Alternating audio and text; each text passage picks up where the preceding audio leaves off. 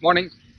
So I wanted to talk about the absolute worst kind of food that you can eat for health purposes if you want to live healthy for a long time. But before I do, I'm just sitting here doing my mobility work early in the morning, and I thought I'd give you a quick tip on two areas or two joints in the body that you really have to work on a regular basis in terms of mobility if you spend a lot of time sitting down. So most of us work in offices, so we sit down a lot, we sit in cars a lot, we sit at home a lot watching TV, and there are two joints that get impacted the most, and they cause typically a lot of neck pain and a lot of back pain. The first joint is the shoulders. So you can see me here sitting down, and my shoulders are rolled forward, and that's what happens with a lot of us sitting at desk jobs or whatever. When we sit, our shoulders roll forward. The other thing that happens is when we're sitting, our hips are collapsing, right? So we're sitting at a 90-degree angle. So our hip flexors, which basically connect the top of our hip to the top of our leg, which flex our leg upwards when we sit, those can tend to become very tight because they're spending a lot of time contracted, right? So what you need to work on is being able to release those hip flexors and release those upper back, the back of the shoulders, to make sure that you don't get a lot of neck pain, you don't get a lot of back pain because of those things. So in another video, if you don't know how to stretch these two areas, then I'll show you that. But those are two critical joints that you need to work on. But anyway, let's talk about the worst foods you can eat. So starting with the basics of biology, you must have heard of something called antioxidants. So people tell you take antioxidants, they're good for your immune system, eat a lot of fruits and vegetables because they're rich in antioxidants, which is all very true. But what are antioxidants? Antioxidants are compounds that your body produces, and you can get from food, of course, that basically what they do is they go and deactivate something called free radicals, okay? So free radicals are compounds that are responsible for virtually all the damage that's caused inside your body.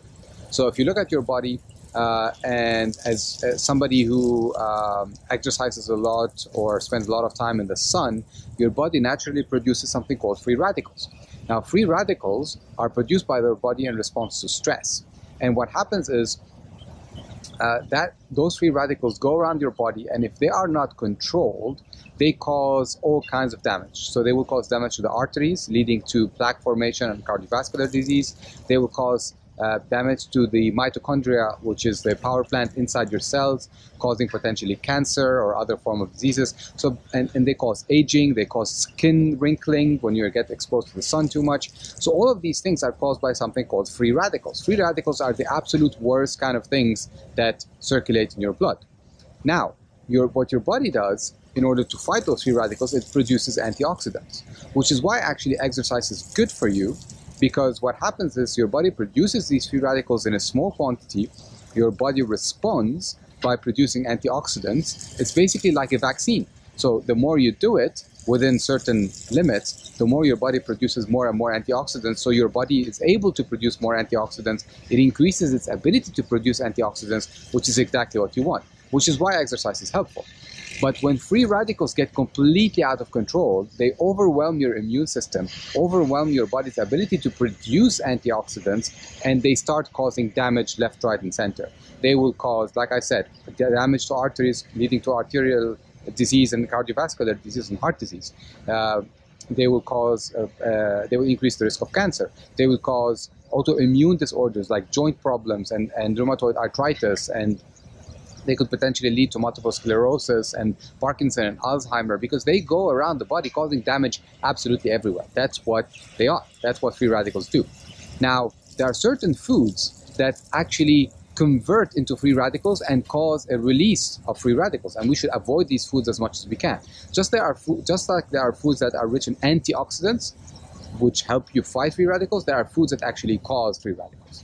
Now, those foods, typically, the highest concentration of free radicals are in something called vegetable oils. So vegetable oils are like sunflower oil, safflower oil, canola oil, all of these unnatural oils that didn't exist 100 years ago, that only started existing because of our ability as human species to industrialize oil production. So all of these kinds of oils, when they get heated, they convert into something called mega trans fats. And mega trans fats are highly unstable forms of fats. What do I mean unstable? The chemical structure of mega trans fats is very, very unstable.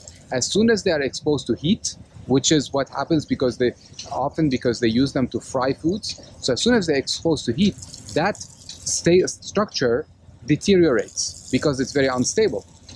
And when it deteriorates, it converts that fat into something called trans fats. And trans fat, sorry, it was a bug. Trans fats are very, very prone to converting into free radicals, and not only that, they cause what is called the cascade of free radicals. So basically, it's a domino effect. You remember when we were kids, we set up the dominoes and you hit one and they all kind of start falling down?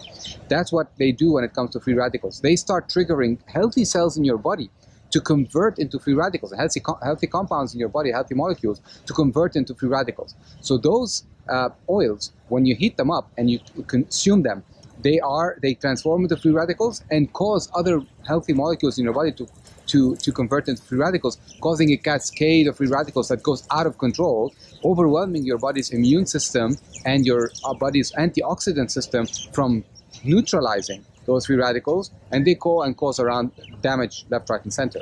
Which is why we know now, through all of the studies that we're seeing and releasing over the last 10 years or so, that the absolute worst thing you can eat for your heart health, for you to have a healthy heart, is these kinds of oils, because they actually increase the damage to the arteries, which leads to plaque formation, which leads to shrinking of the arteries and causing all sorts of health problems, among other things.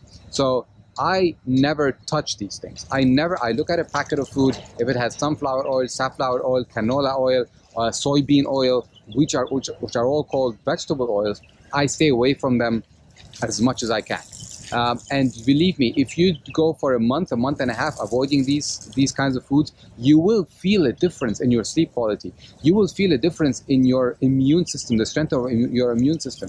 You will feel a difference in your overall health, which is absolutely critical in an environment where our health is being threatened by work stress, by emotional stress, by environmental toxins. So why add more stress to your body by having it fight something that it cannot even overcome because of the sheer volume of damage that it causes? So that's my quick nutrition tip for today.